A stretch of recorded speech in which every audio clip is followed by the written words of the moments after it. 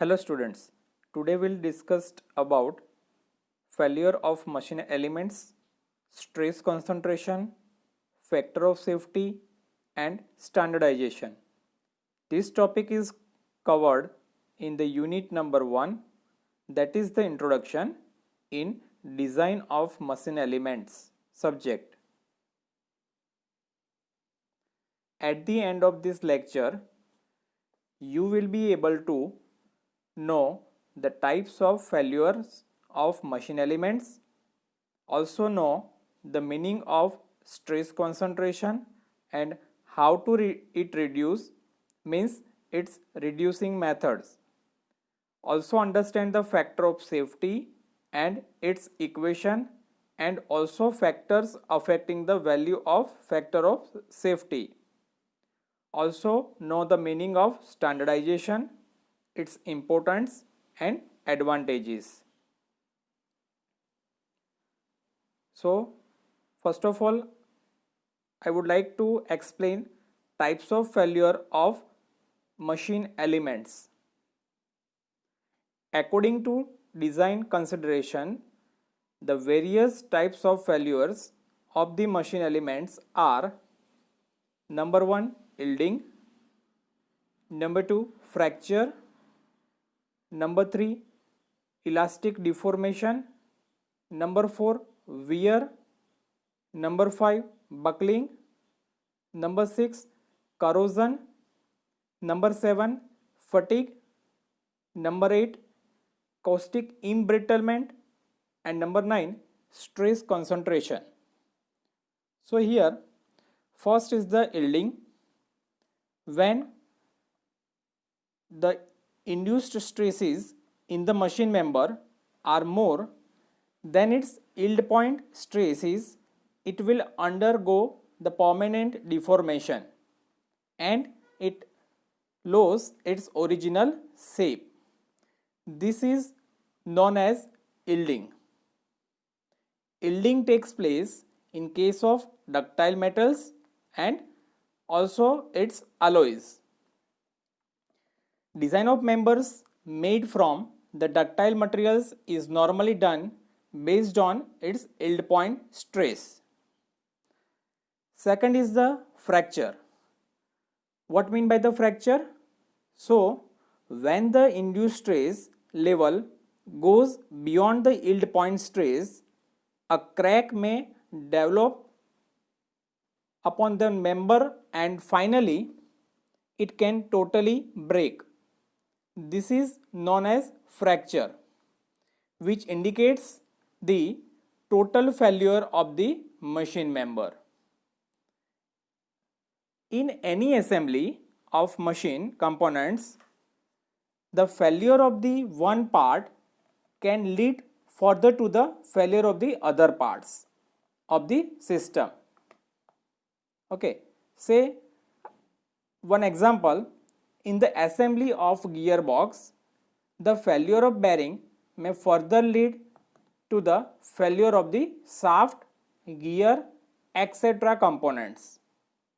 So in case of brittle metals, the yielding does not take place before breaking. Here the fracture takes place when the stress just exceeds the elastic limit. Okay. Now third one is the elastic deformation. When the external load applied on the member does not exceed elastic limit, the member gets its original shape on removal of the load. The deformation of the member due to external load within inelastic limit is known as elastic deformation. Fourth is the wear. In the working assembly of the machine, when the relative motion exits between two parts, the scratches may be formed on the surfaces and fine particles may be removed from the surfaces. This is known as wear of surfaces. Here there are mainly three types of wear. One is the adhesive wear, second is the abrasive wear, and third is the surface fatigue or fretting. So what is the meaning of adhesive wear? In adhesive wear, we can say this type of wear occurs due to the quality of surface finish of the surfaces in contact. Okay. Second, what is the meaning of abrasive wear? In this type of wear takes place due to the presence of dust particles between the surfaces in contact. And third is the surface fatigue. So in this, due to repeated stresses in the component, the surface of component is subjected to fatigue, and the initiation of the crack take place from the surface, and it also causes the deteriorations of the surface. So this is known as surface fatigue or fretting.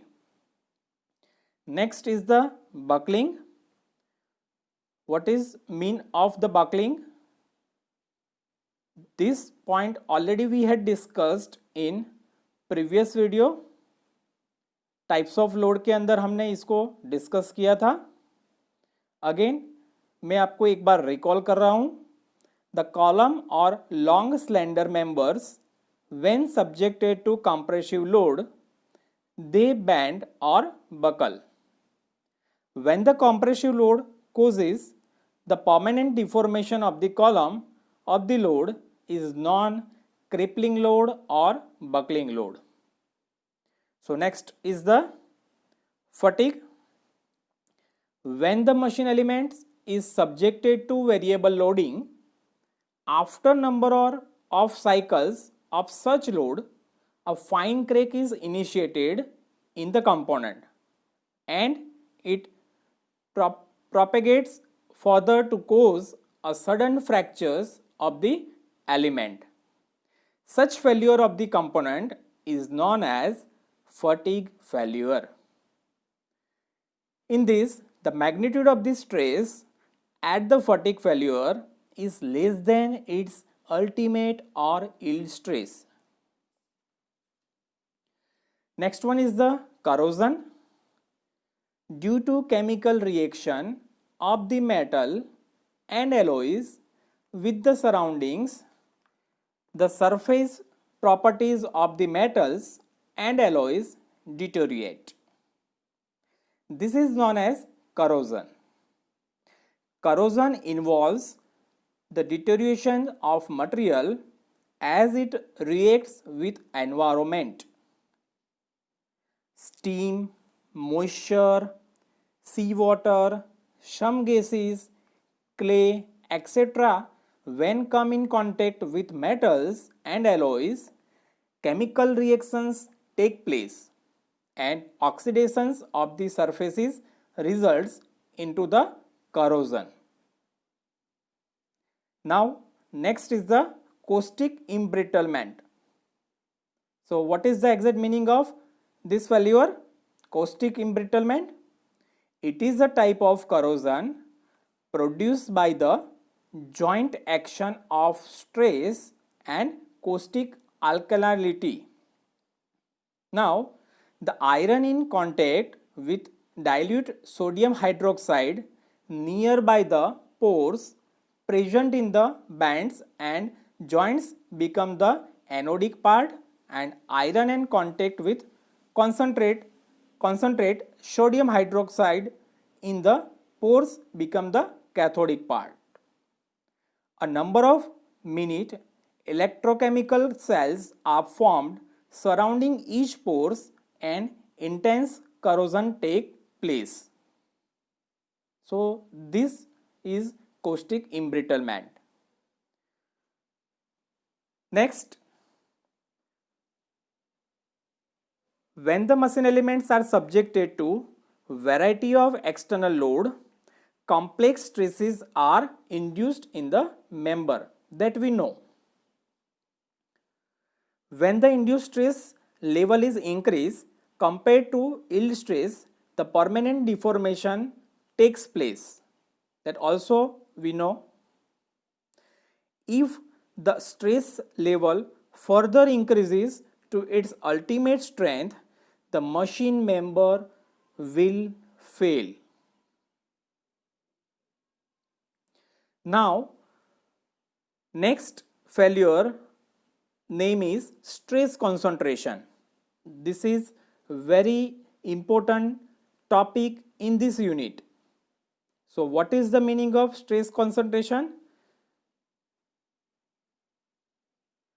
Stress concentration is defined as the localization or concentration of high stresses due to irregularities or abrupt change in the cross section of the machine part subjected to external load. એટલે કે normally મશીનના વિવિધ ભાગોના માપ તથા આકાર એ તેના કામગીરીને અકોર્ડિંગ અલગ અલગ હોઈ શકે છે.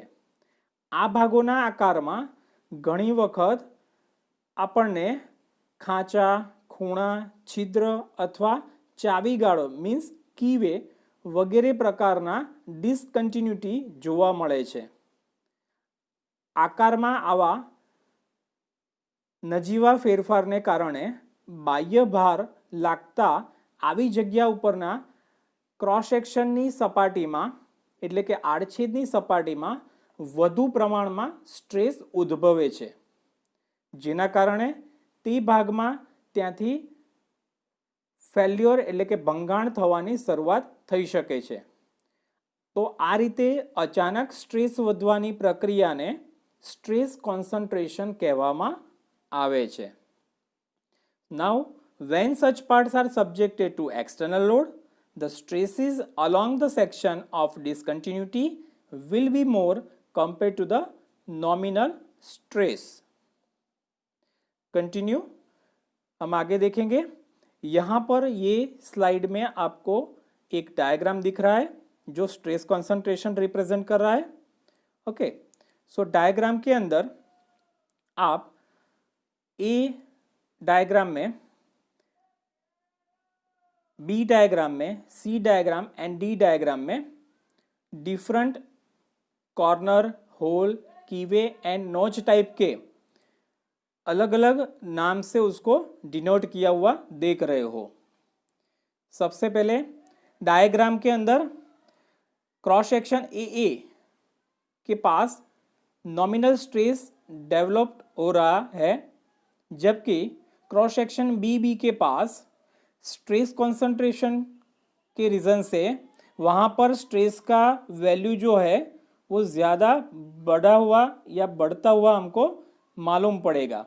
Means each and every diagrams के अंदर जहाँ पर आपको क्रॉस सेक्शन ए दिखाई दे रहा है वो जगह पे नॉमिनल स्ट्रेस डेवलप होता हुआ हमको एनालाइज हो रहा है, बल्कि हर एक A B C and D diagram के अंदर जहाँ पर बी क्रॉस सेक्शन दिखाया गया है वहाँ पर हमको स्ट्रेस का मूल्य बढ़ता हुआ मालूम पड़ रहा है.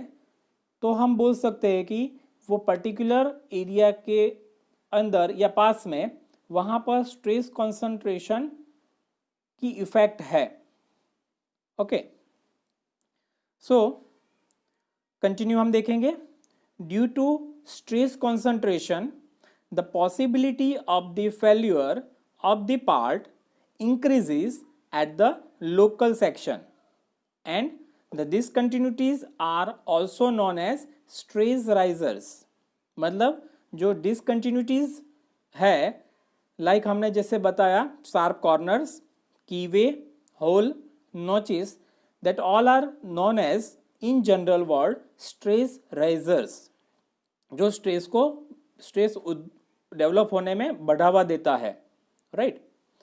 The magnitude of this stress is due to stress concentration depends upon the type of external load, the geometry of the cross section at discontinuity and the type of component.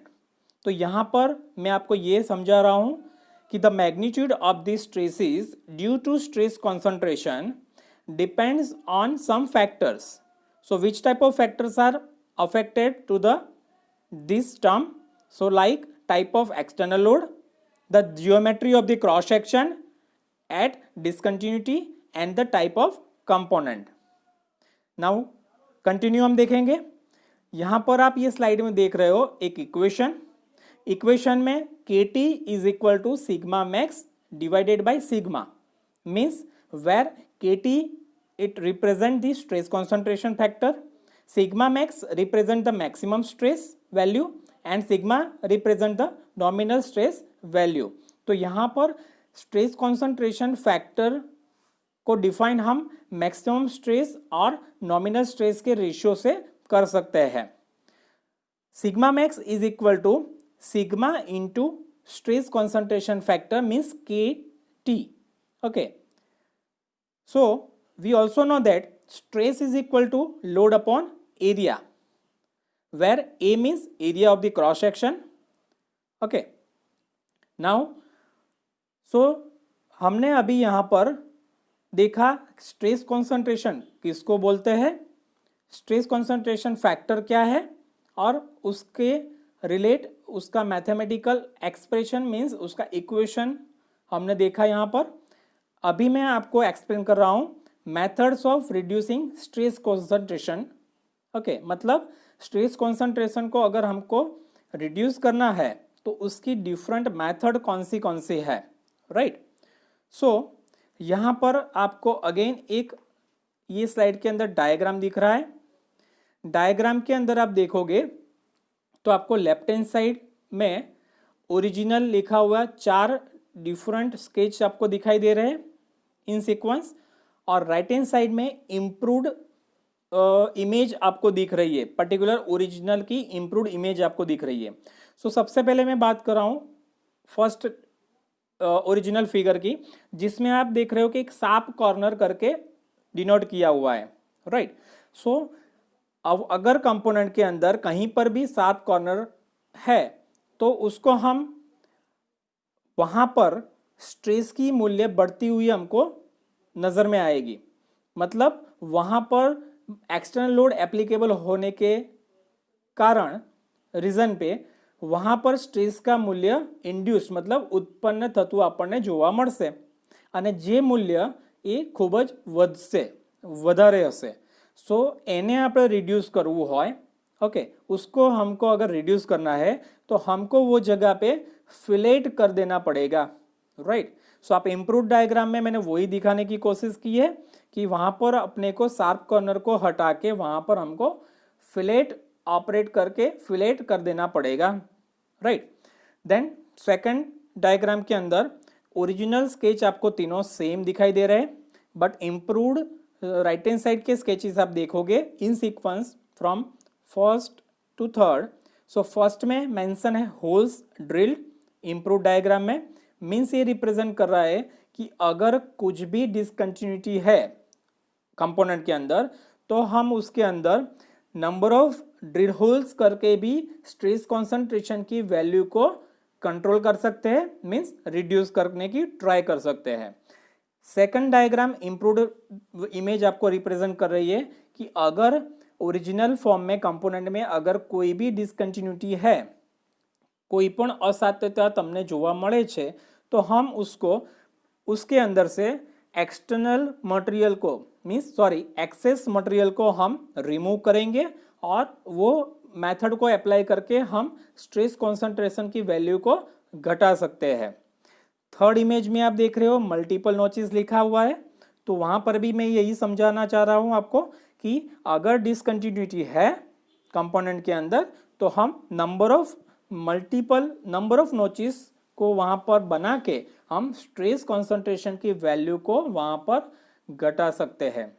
Okay, सो ये बात हो गई methods reducing of stress concentrations. Okay, तो उसको आप writing के form में ऐसे लिख सकते हो एग्जाम के अंदर. Number 1 adequate rounding where there is a band. Number 2 drilling holes. Number 3 by removing unnecessary material.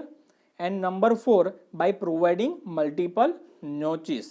Okay, so यहाँ पर मैंने आपको स्ट्रेस कॉन्सेंट्रेशन क्या है एंड स्ट्रेस कॉन्सेंट्रेशन को कैसे हम कंट्रोल या रिड्यूस कर सकते हैं उसके मेथड्स को एक्सप्लेन किया, राइट। अभी हम नेक्स्ट टॉपिक में जाएंगे, that is the factor of safety. Factor of safety क्या है बेसिकली, राइट। तो यहाँ पर मैं आपको ये एक्सप्लेन करूंगा अभी। When the stress induced in the machine part exceed yield point stress, it will have permanent deformation. And if the stress induced exceed ultimate stress, the part will fail. So यहाँ पर मैं आपको और एक बार explain कर रहा हूँ। મશીનના કોઈપણ ભાગ ઉપર લાગતા બાહ્ય ભારને કારણે તેમાં ઉદ્ભવતા સ્ટ્રેસનું મૂલ્ય જ્યારે તેના યીલ્ડ પોઈન્ટ કરતાં વધી જાય છે અથવા વધે છે તો કાયમી વિરૂપણ એટલે કે પરમેનન્ટ ડિફોર્મેશન થાય છે, તથા જો તેનું મૂલ્ય અલ્ટિમેટ લિમિટ કરતાં પણ વધે તો તેનું ફેલ્યોર એટલે કે ભંજન થાય છે.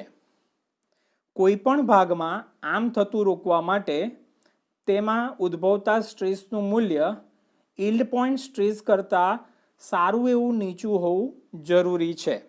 ओके, सो यहाँ पर मैं आपको वही बताना चाहता हूँ कि if order to prevent the permanent deformation और failure of the part, the magnitude of the induced stresses should be well below the yield point stresses.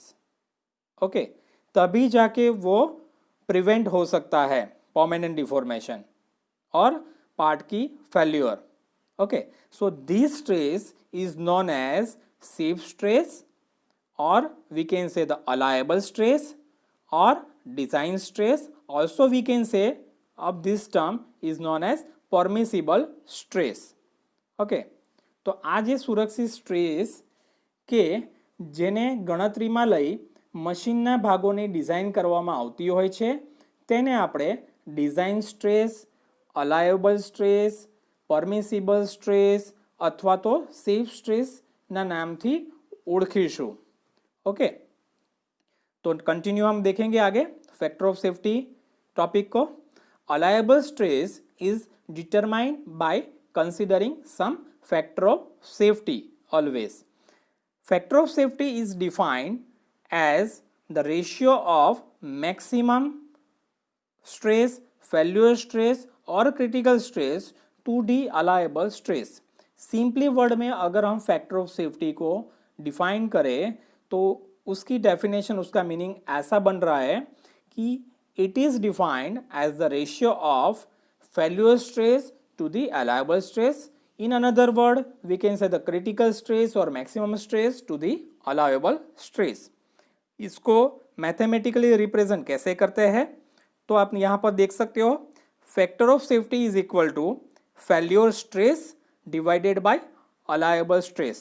यहाँ पर आप फेल्योर स्ट्रेस की जगह क्रिटिकल स्ट्रेस या मैक्सिमम स्ट्रेस भी numerator में लिख सकते हो और डिनोमिनेटर में आएगा अलायबल स्ट्रेस. और इसको हम और तरीके से ऐसे भी लिख सकते हैं, कंसिडर कर सकते हैं कि अलायबल स्ट्रेस जो डिनोमिनेटर में था वो सामने की साइड मीन्स इक्वल टू की अदर साइड चला जाएगा, तो अलायबल स्ट्रेस अभी हमारा प्रिंसिपल बन गया is equal to failure stress divided by the factor of safety. तो इससे हम अलायबल स्ट्रेस की वैल्यू को भी हम फाइंड आउट कर सकते हैं. ओके, नेक्स्ट हम आगे देखेंगे कंटिन्यू में. यहाँ पर मैथमेटिकली एक्सप्रेशन की मैं बात कर रहा था. So it is denote mathematically expressed like eta F is equal to sigma max divided by the permissible stress means permissible sigma. सो ये बात हो गई एक्सप्रेशन ऑफ और equation of factor of safety की. यहाँ पर अलायबल स्ट्रेस को मैं अगर प्रिंसिपल बनाता हूँ इक्वेशन के अंदर तो अलायबल स्ट्रेस मीन्स इन ब्रैकेट में लिखना होता है. मैंने आगे भी आपको एक्सप्लेन किया हुआ है. Allowable stress, permissible stress, safe stress and design step, ये चारों एक दूसरे के साइनोनियस है, मीन्स एक बीजाना समानार्थी शब्दों છે. सो यहाँ पर उसको हम बिगर ब्रैकेट से डिनोट करेंगे. Is equal to sigma max divided by the factor of safety means eta F. Okay, where eta F means factor of safety. In bracket sigma means allowable stress. Okay, and sigma max is equal to failure or maximum or critical stress. तो ये बात हो गई factor of safety की. Factor of safety किसको बोलेंगे? Okay, factor of safety को कौन से फैक्टर्स अफेक्ट करते हैं अभी हम आगे देखेंगे, बट यहाँ पर उसके साथ में मैंने आपको एक्सप्लेन किया मैथमेटिकल एक्सप्रेस्ड कैसे होता है factor of safety. Okay fine. Next हम कंटिन्यू देखेंगे factors affecting the value of factor of safety. Right, so कुछ फैक्टर्स है जो फैक्टर ऑफ सेफ्टी की वैल्यू को अफेक्ट करते हैं. Right, so the value of factor of safety depends on the number of factors. The important factors are number 1 loading condition. Okay, so loading condition basically क्या है? तो depending upon the type of load the stresses induced in the part will very. Direct load, shock load, impact load, variable load etcetera will create different effect on induced stresses. अलग अलग type के load है वो different तरीके से वो affect करते हैं. किसके ऊपर? जो स्ट्रेस डेवलप होने की जो प्रोसेस है उसके ऊपर टाइप्स ऑफ लोड अफेक्ट करता है. The stresses due to shock और impact load will be more that due to direct और uniform load. Now the variable load will lead to fatigue of material. Okay, thus due to this the value of factor of safety will also vary. Now higher safety factor is considered for shock or impact loading compared to that in case of direct loading. So ये बात हो गई first factor loading condition की. Next हम देखेंगे degree of economy. So degree of economy basically क्या है? सबसे पहले मैं यहाँ पर बता दूं कि डिग्री ऑफ इकोनॉमी का मतलब यहाँ पर होता है आर्थिक खर्चનું પ્રમાણ કેટલું છે. Right, so higher the factor of safety, less will the allowable stress, more the area of cross section or we can say the size of the part to be designed consuming more material. Now the more material increases in material cost. The system will also become heavy. So to avoid this situation, it is required to adopt optimum factor of safety. Okay, તો આર્થિક ખર્ચનું જે પ્રમાણ જે છે right એ સુરક્ષા ગુણાંકના મૂલ્ય જરૂર કરતાં વધુ હોય તો એલાયબલ સ્ટ્રેસ પ્રમાણમાં ઓછું આવે, જેથી તેને આધારે જે આપણે આડછેદનું માપ જે છે એ વધુ આપણને આવશે. સો વધુ મટીરિયલ વપરાય પરિણામે તે ભાગ વધુ ખર્ચાળ બની જતો હોય છે અને મશીનના ભાગનું આયુષ્ય વધે છે. ઓકે, સુરક્ષા ગુણાંક એટલે કે ફેક્ટર ઓફ સેફ્ટીનું મૂલ્ય જરૂર જેટલું જ લેતા મશીનની કિંમતમાં ઘટાડો કરી શકાય છે. આમ મશીનનું જરૂરી આયુષ્ય તથા કિંમત બે મેન્ટેન થાય તે રીતે ફેક્ટર ઓફ સેફ્ટીનું મૂલ્ય નક્કી કરવામાં આવતું હોય છે. ઓકે, नेक्स्ट हम देखेंगे third factor that is known as a degree of accuracy means ચોકસાઈ ફેક્ટર પરિબળ છે એ પણ એની વેલ્યુને અફેક્ટ કરતો હોય છે. Right, so if the force analysis in the system has been done precisely and accurately, the appropriate safety factor may be selected. means મશીનની યંત્રરચનાને આધારે જુદા જુદા એના જે ડિફરન્ટ પાર્ટ્સ છે, એના જે ભાગો જે છે, એના અંગો જે છે, એના ઉપર લાગતા ભારનું વિશ્લેષણ જો ચોકસાઈથી કરવામાં આવ્યું હોય તો ડિઝાઇનર ખાતરીપૂર્વક જાણી શકે કે કયા સંજોગોમાં કયા ભાગ ઉપર વધુમાં વધુ કેટલો ભાર લાગે, જેથી સુરક્ષા ગુણાંક એટલે કે ફેક્ટર ઓફ સેफ्टीનું યોગ્ય મૂલ્ય આપણે નક્કી કરી શકીએ છીએ. સો નેક્સ્ટ हम देखेंगे डिग्री ऑफ सेफ्टी मीन्स सलामतीનું પ્રમાણ. So here certain mechanical system may be such that the failure of them may result into total destructions of machine or may cause an accident. Okay, so ये क्या represent कर रहा है degree of safety કે જે મશીનના કેટલાક ભાગો એવા હોય છે કે જેમાં ભંગાણ થવાથી સંપૂર્ણ મશીનનો નાશ થઈ શકે છે.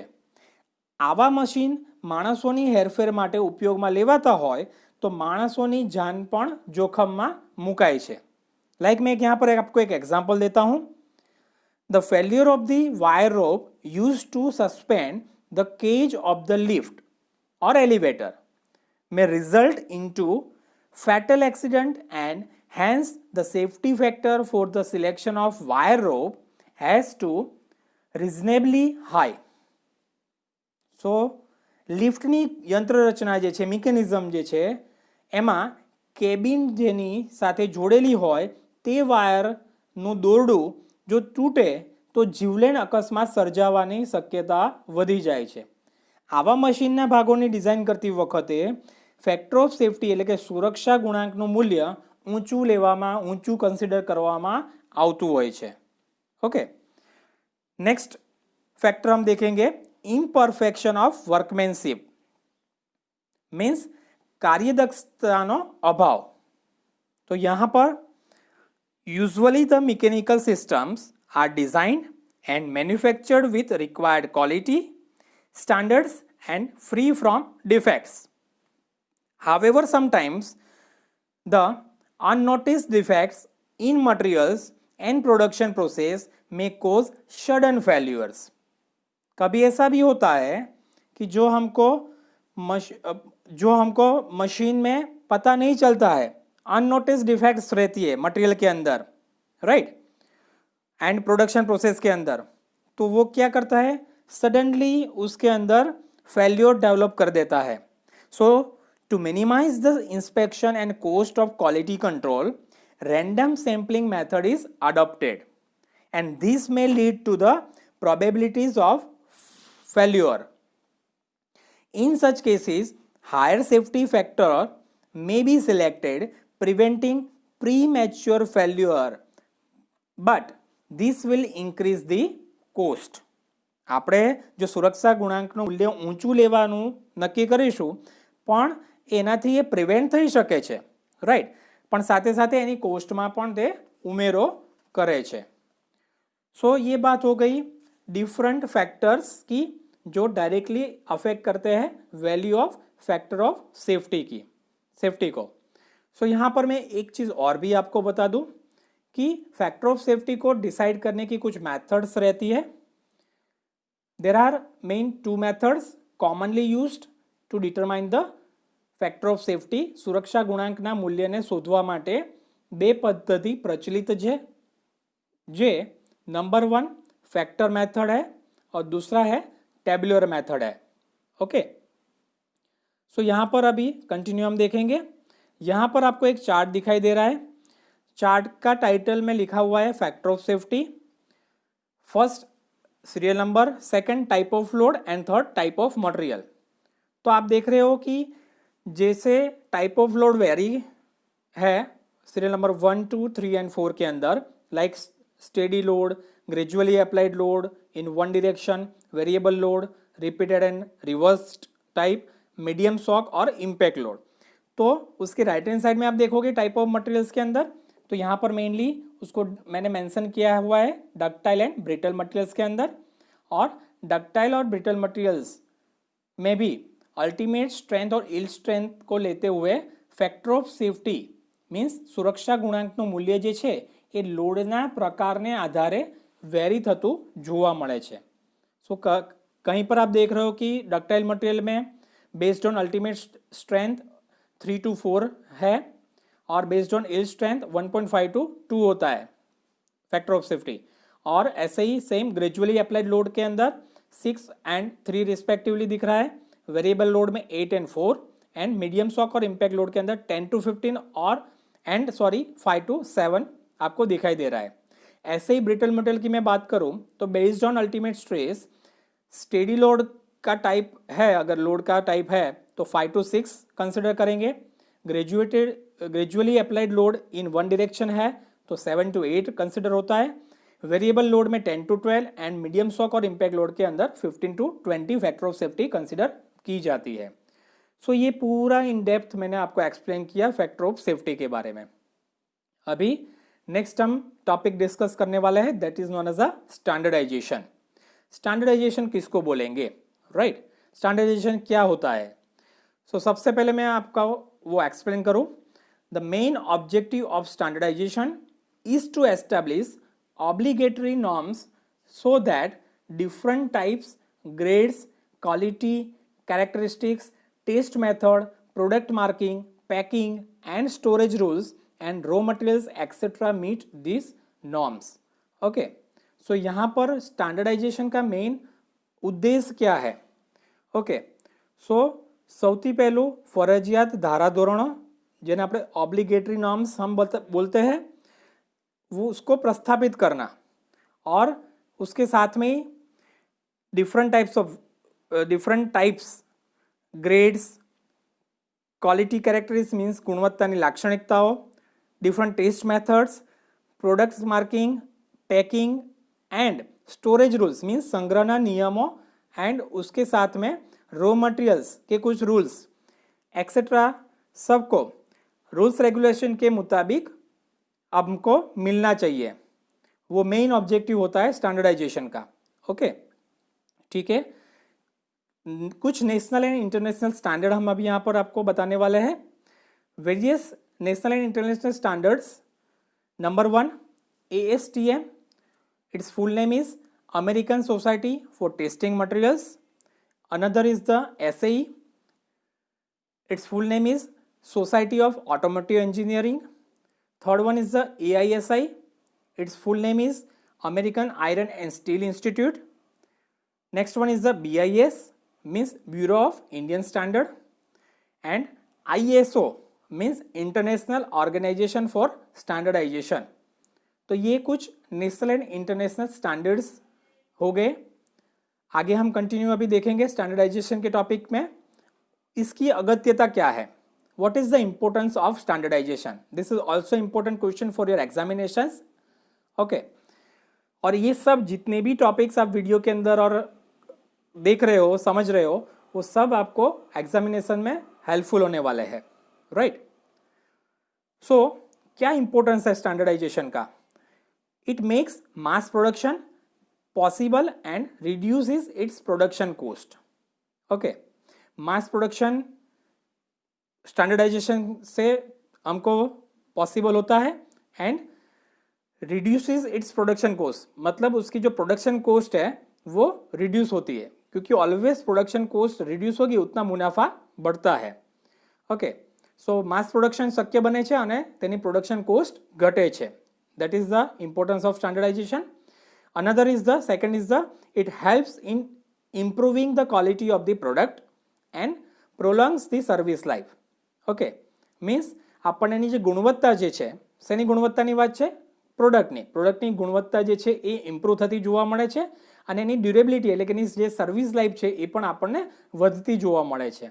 ઓકે, સો પ્રોડક્ટની ગુણવત્તા સુધારવામાં સ્ટાન્ડર્ડાઇઝેશનનો રોલ રહેલો છે, અને સાથે સાથે એની સર્વિસ લાઈફ જેને આપણે કહીએ છીએ એ વધારવામાં પણ સ્ટાન્ડર્ડાઇઝેશનનો ખૂબ જ અગત્યનો રોલ છે. તો અહીંયા પણ આપણે કહી શકીએ કે અહીંયા પણ સ્ટાન્ડર્डाइजेशन की अगत्यता मीन्स यहाँ पर भी इम्पोर्टेंस है स्टैंडर्डाइजेशन का.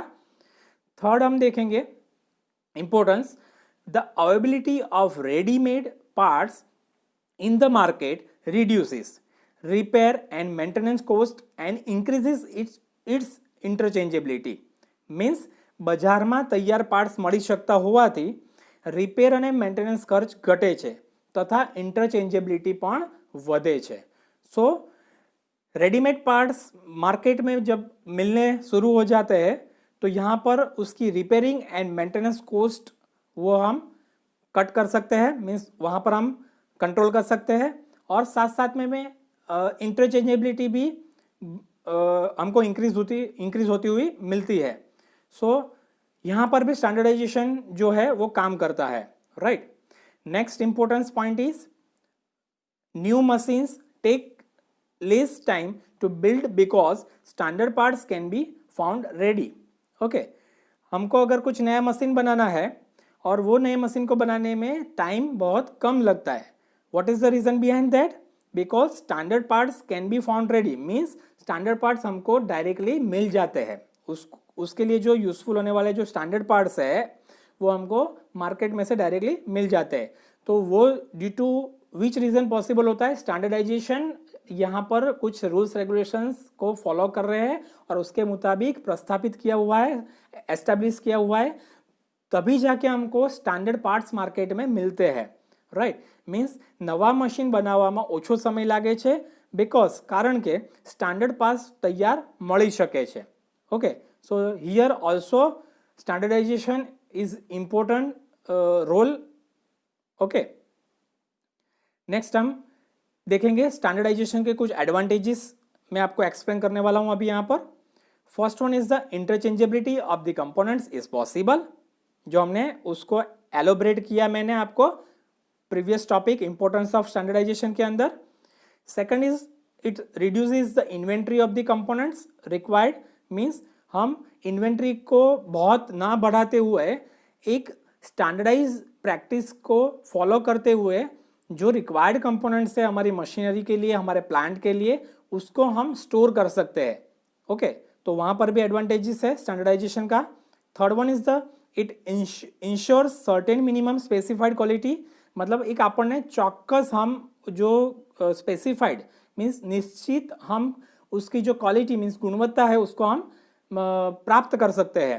Okay, due to the standardization. तो here also this is the advantage of this standardization, right.